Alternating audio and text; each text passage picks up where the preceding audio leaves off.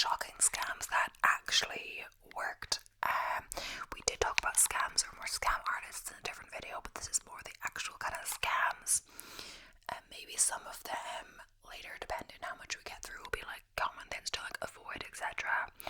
I'm like a kind of gullible person, like I don't think about too many of these things, like, or I didn't get hit with them luckily, but I was in Istanbul and like a lot of people on the street like do some scams too. It's not necessarily those, it's like something else, but people will just on the street do something like they'll break something or something, and then when you go to pick it up, like they'll take your wallet, or I don't know, when you try to be helpful or things like that. Or in some places they'll like, I don't know, they'll put something on your hand like a bracelet and be like, kind of make the vibe that, oh, it looks good on you, oh, it's free or whatever, but then like getting you to pay for it like a good amount of money, but you never wanted it in the first place. I don't know, stuff like this. Oh yeah, so it's list 25 I'm getting this from again.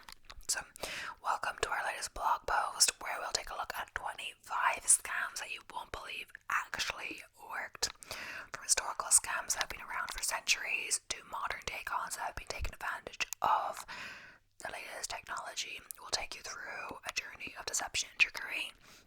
These stories will not only amaze you, but also make you more aware of the different types of scams out there and how to protect yourself from falling prey to them. So, yeah. This is going, I have to scroll quite a bit down. I don't know what's up with this article, but wait, maybe there's a problem. No, it's like it starts at 25, but I have to scroll so far down to get 25, and 25 is like the first one. So I know it says The Medicine Show. I think I might have talked about this before, I'm not sure, but the Medicine Show scam was a type of fraud that was popular in the 19th century, particularly in the United States.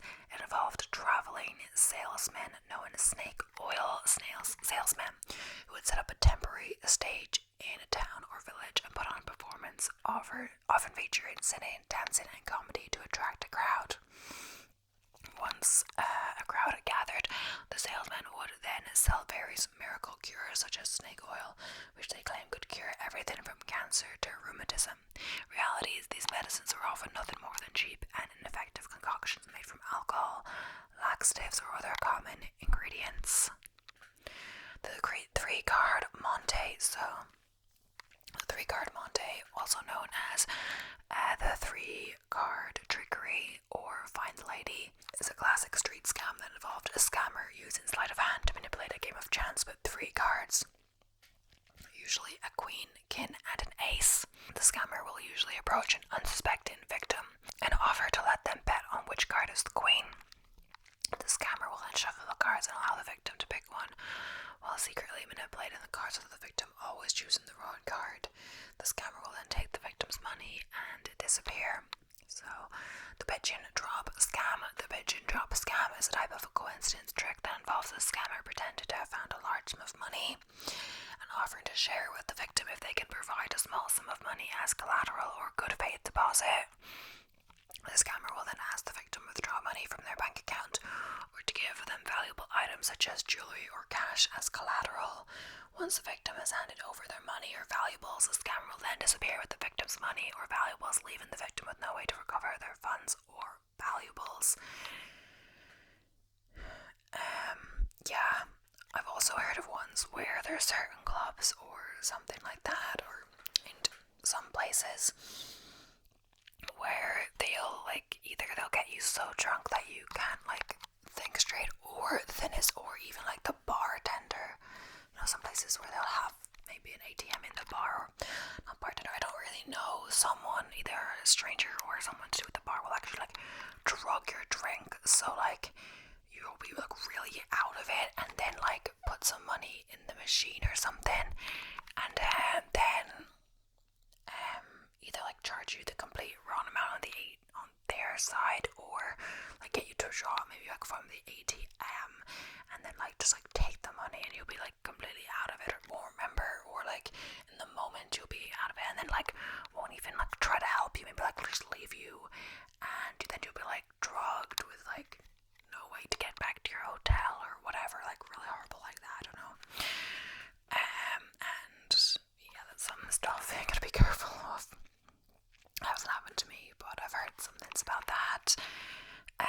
Spanish prisoner scam. So the Spanish prisoner scam is an old but still occasionally used scam that has its origins in the late 19th century. It involves a scammer pretending to be a wealthy individual, often a member of the nobility, who is in need of assistance in securing the release of a wealthy but imprisoned relative in Spain.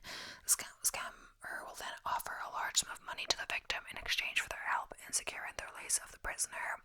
In order to secure the release, the victim is required to pay a series of fees, bribes, and other expenses, which can add up to tens of thousands of dollars. The scammer will then disappear with the money, leaving the victim with no way to recover their funds or secure the release of the supposed prisoner.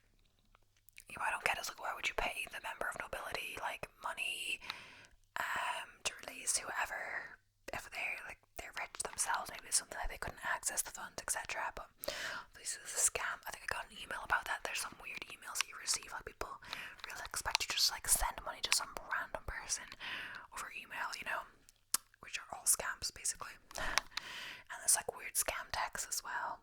There's like the delivery, like your postage, like you have to pay customs on whatever postage, and then like if you click on it, the site will be like similar to the post side or whatever. But like the real giveaway is, I've never ordered any of these packages. I've never ordered any package because I'm not a big package order, except when I ordered my shoes. So they're getting these custom charges and all of this, and I'm like, okay. Or they call you and they're like something about car accident, like it's like they're assuming that I've been in a car accident. I'm like, that's a bit impossible now,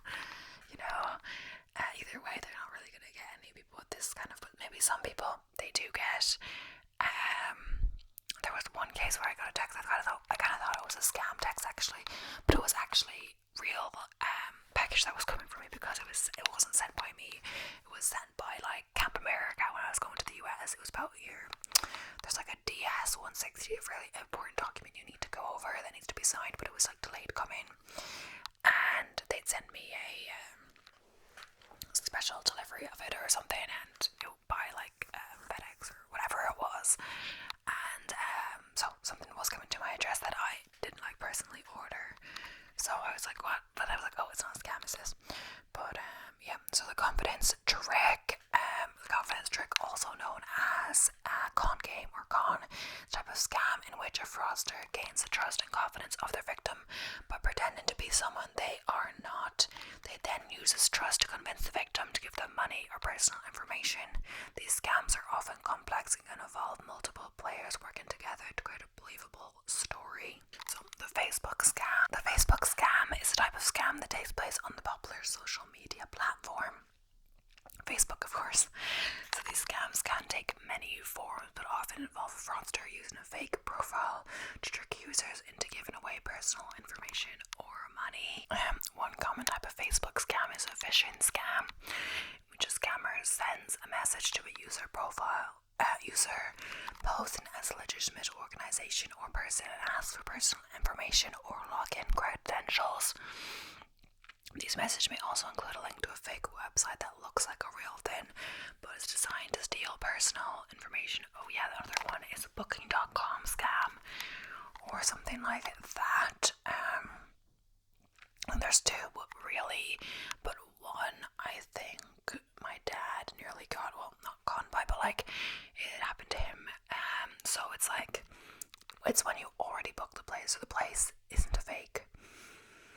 It's like a real hotel or a real place, but the fake thing is that someone somehow knows that you've booked it there and like sent you an email that looks really realistic or something, and then like saying something about the payment, like either you've already paid them or and saying, oh sorry, the payment hasn't gone through, etc., and then like send you that looks really realistic. But in that case, like, don't just pay again, etc. via any link that you see on email. Contact the company themselves, like call them something like real, and they will maybe say that, oh yeah, there's lots of scams, like be wary, like we've received your payment or something like that. Other thing is, but this is like super obvious kind of, when I was looking for a place in Paris, some that looked really nice and really good to be through, that I was like, oh, this is great. But the only thing was there was reviews, but you couldn't actually see the reviews. It was external reviews. They're really positive, like all really high, and the price looked too good to be true for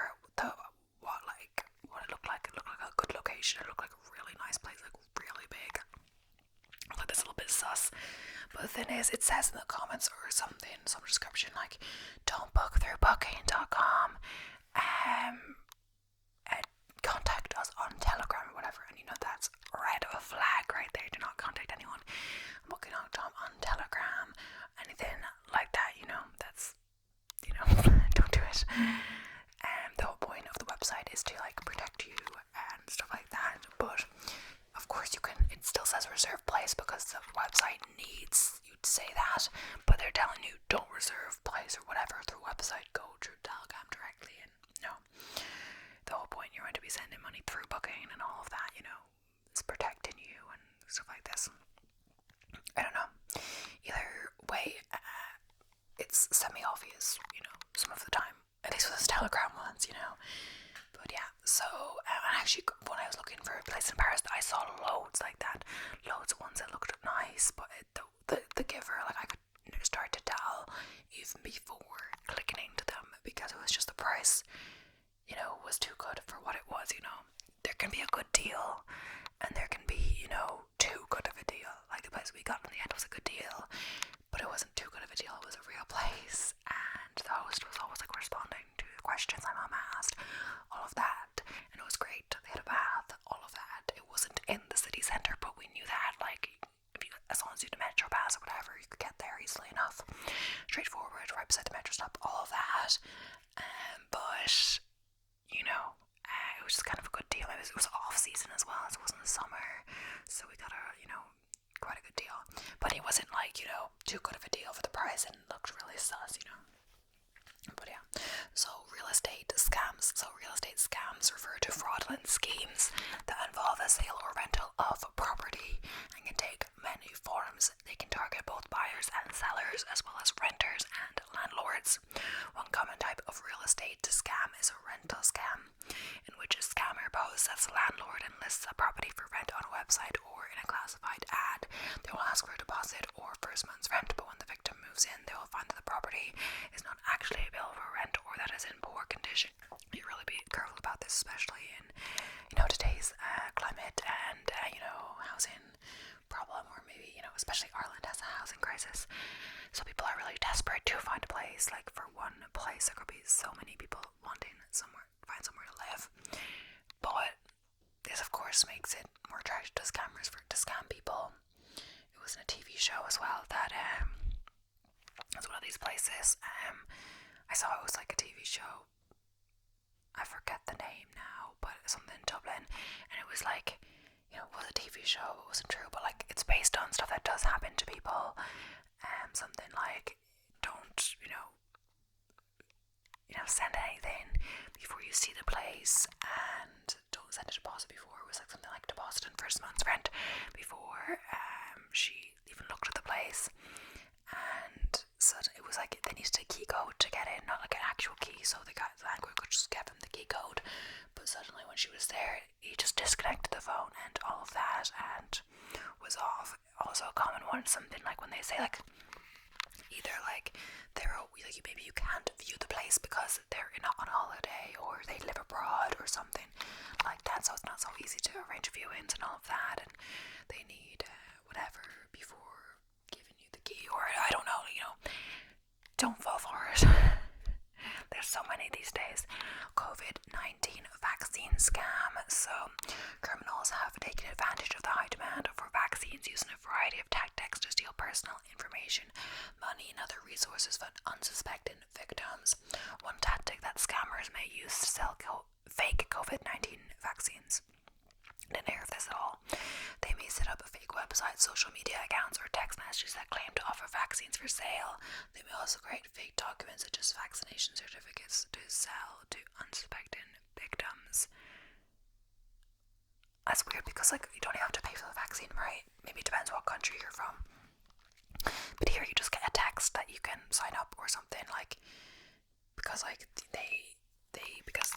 the government, or it's either you sign up first or they just know your information, because of course the government and all of that have access to stuff. So you just like get a text that like, whatever your name, age, you're ready for the whatever scan. I think you have to sign up to the email list or the texting list first, whatever. But because sometimes they to like elderly people, or people are certain, like they don't give everyone the vaccine at the same time,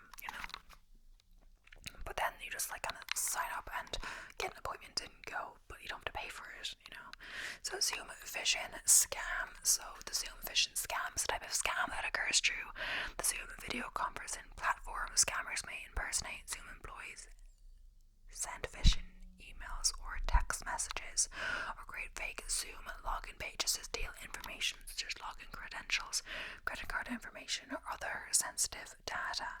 To protect yourself from a Zoom phishing scam, it's important to be cautious when receiving emails or text messages that appear to be from Zoom.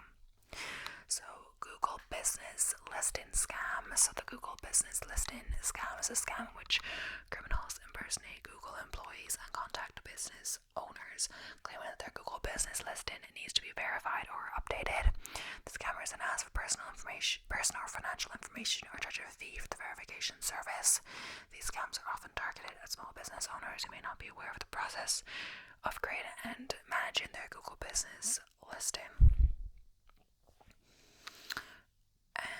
Robinhood GameStop scandal. So, the Robinhood GameStop scandal refers to the events of January 2021, when a group of amateur investors organized on Reddit coordinated to purchase shares of GameStop, a struggling brick and mortar video game retailer, in an attempt to force a short squeeze on Wall Street hedge funds that had bet against the company.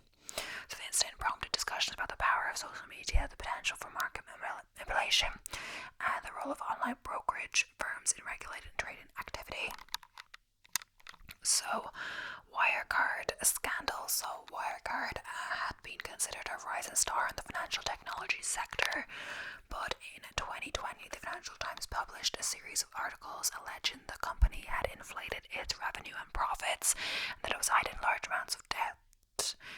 Wirecard denied the allegations, but an investigation by the Financial Reporting Enforcement Panel, FREP, found that 1.9 billion euro were missing from the company's balance sheet. Wirecard CEO Marcus Brown was arrested and charged with fraud.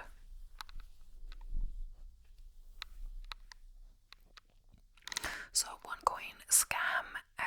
The OneCoin scam was a Ponzi scheme that was uncovered in 2016 involving a company called OneCoin Ltd and its associated businesses. The company marketed itself as a cryptocurrency and offered investments in packages that promised high returns on investments. OneCoin Ltd claimed to be mining a new cryptocurrency, but in reality it was simply creating new coins out of thin air and using the money from the new investors to pay the returns to early investors, making it a classic Ponzi scheme.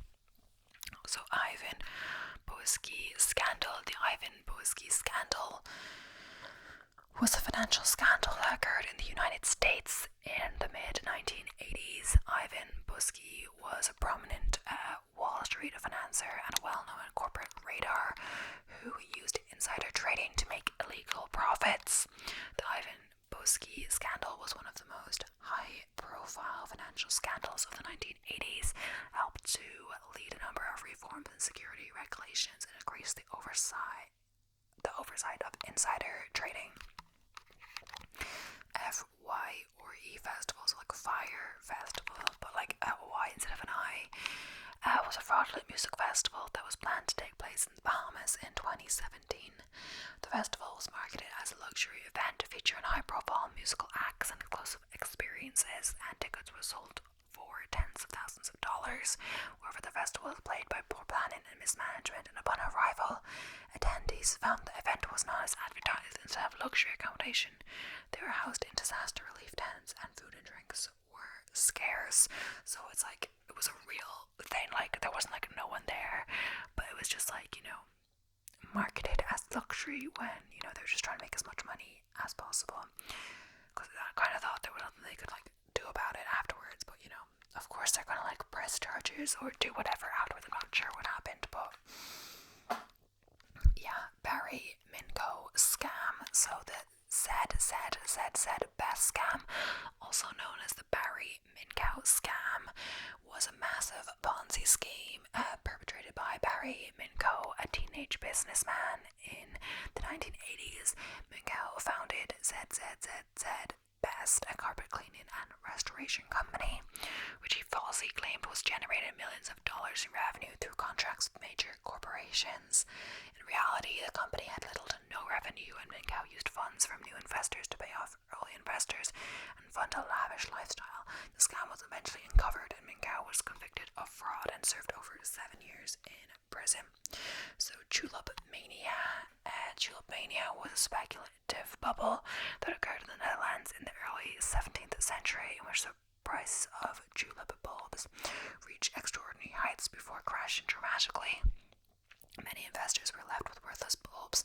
The crash ripple effect throughout the Dutch economy, causing a recession. So, a South Sea bubble. The South Sea bubble was a financial scam that occurred in England during the early 18th century. The South Sea Company, which was granted a monopoly on trade with the Spanish colonies in South America, offered to assume the British government's debt in return for exclusive trading rights. Many investors eager to profit from the anticipated wealth of the colonies bought shares in the company, causing the stock price to soar. Wherefore the company was unable to fulfill its promises of wealth and profits, and the bubble eventually burst in 1720. So, crypto scam. One common form of crypto scam is the ICO scam.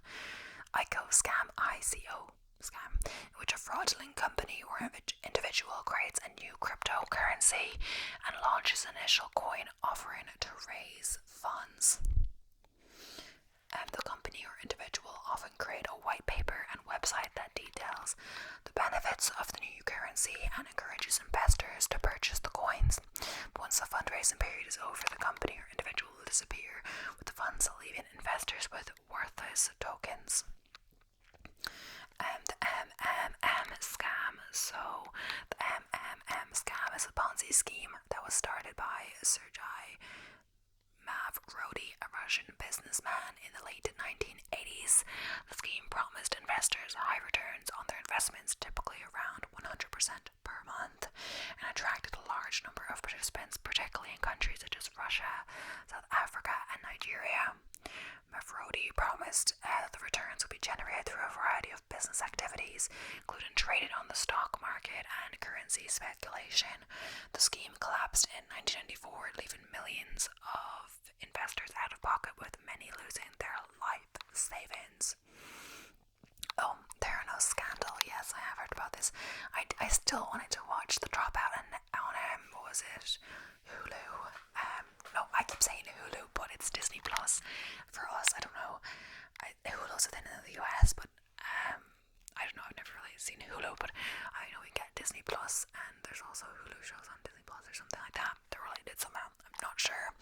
But yeah, The Dropout. I watched the first episode. It was actually like, it's thought to be really good. And I was curious, but I didn't get far into it. But I've kind of heard about it, so I kind of wanted to do a true crime on her too. But either way, the Theranos scandal was a high-profile scandal that came to light in 2015, involving the embattled diagnosis company Theranos and his founder Elizabeth Holmes. The scandal centered on the company's claim that it had developed a revolutionary blood testing device called Edison, which could perform a wide range of diagnostic tests using a small amount of blood obtained through a simple finger prick rather than a traditional blood draw.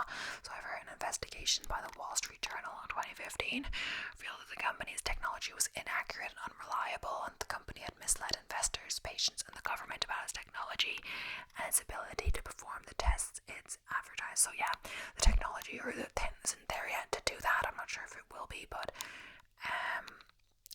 but I'm not sure. I didn't do really any research on this yet, but I'm not sure if it was just like whatever they did something illegal for sure, lying to everyone. But I'm not sure if it's because no one would invest if they knew they weren't there yet. But I thought maybe they used the money, which is of course a scam or illegal, in order to develop that technology because they really wanted to help people. Because in the end, it kind of seemed like she wanted to create this new revolutionary thing. But yeah. So Nigerian letter scam. And the Nigerian letter scam, also known as the 419 scam or advance fee fraud, is a type of scam that originated in Nigeria and has spread globally. The scam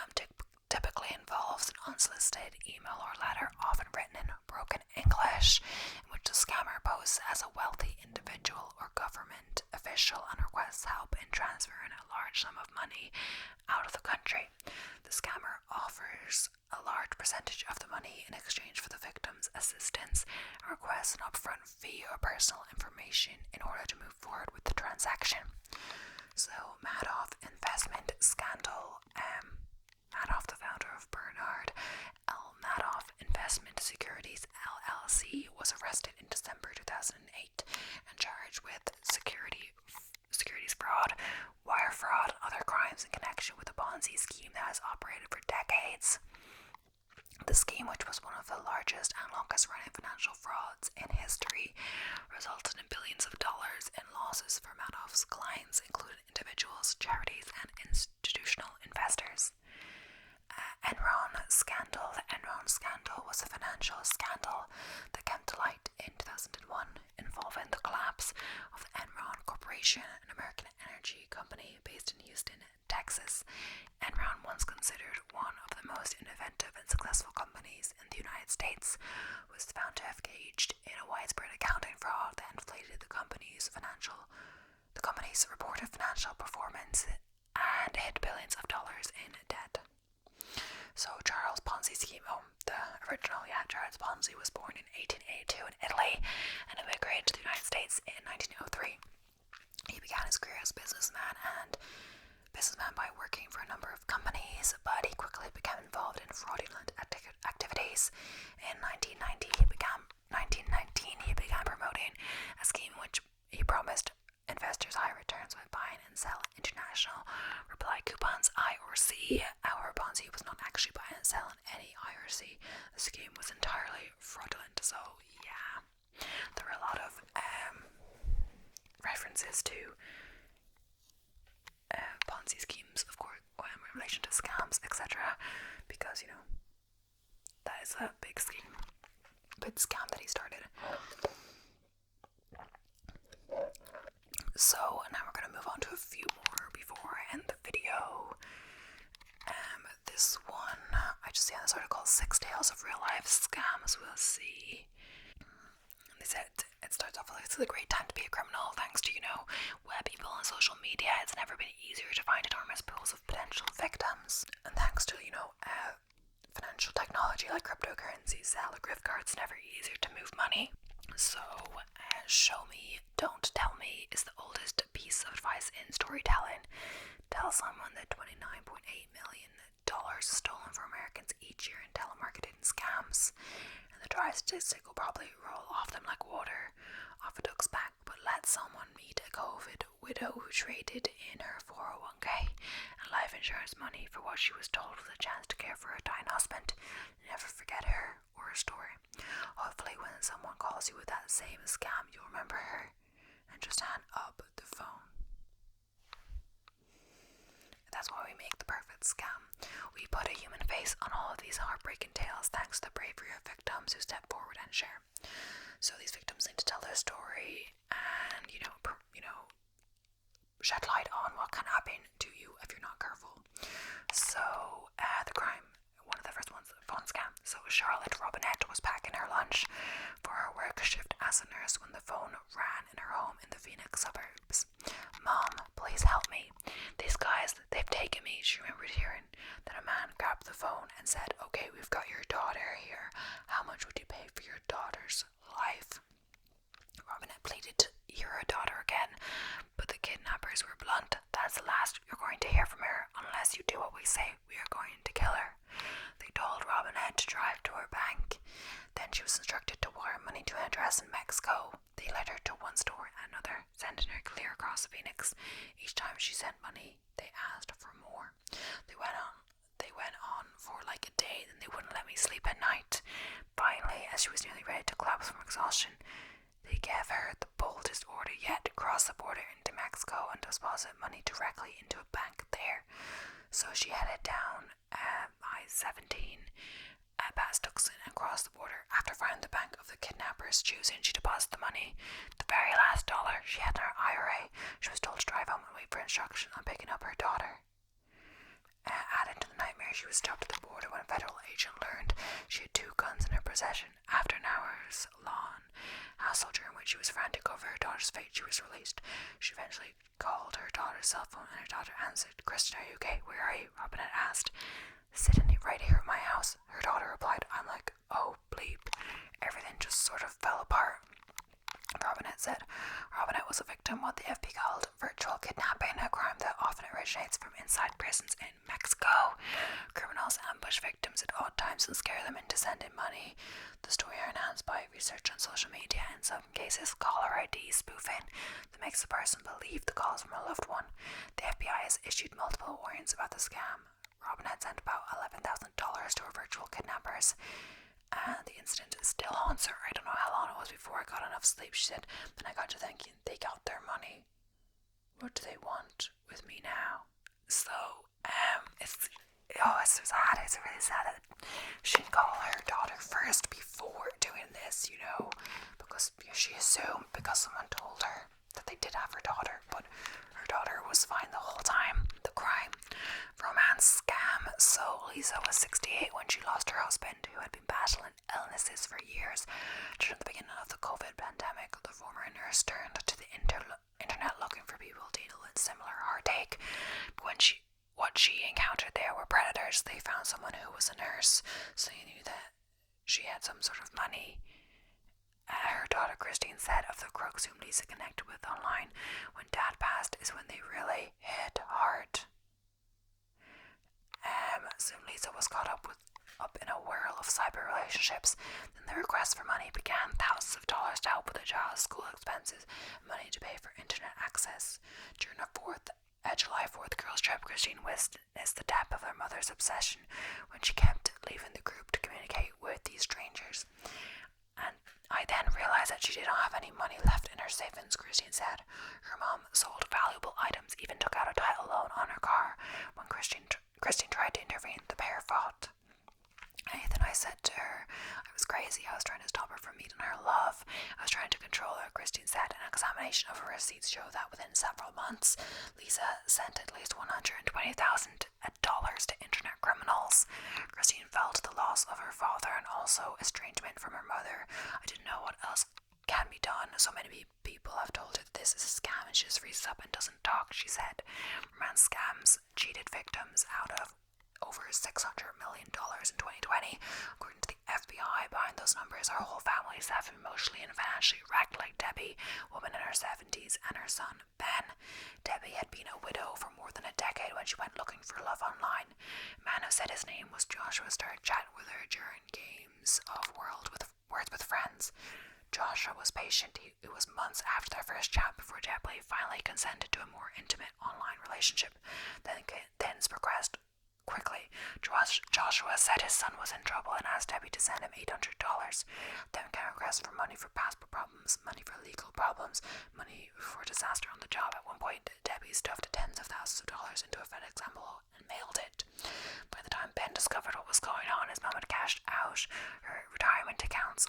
All told, she'd sent Joshua and a couple of other suitors about $300,000.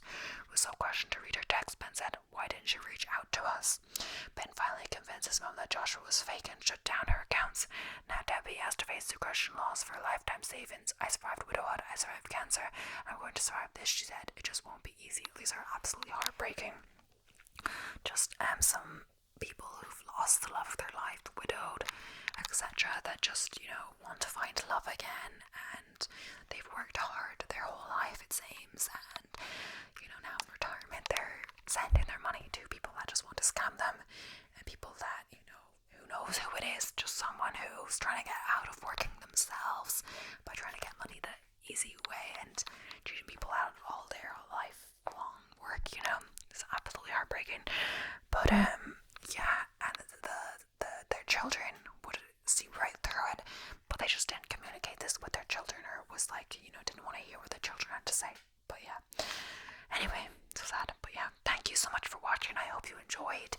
Please don't forget to subscribe if you haven't already. And yeah, this was definitely an interesting one. I kind of liked the tales at the end, like real stories, the actual, like, what happened. But yeah, thanks for watching. watching. I'll be seeing you in the next one. Okay.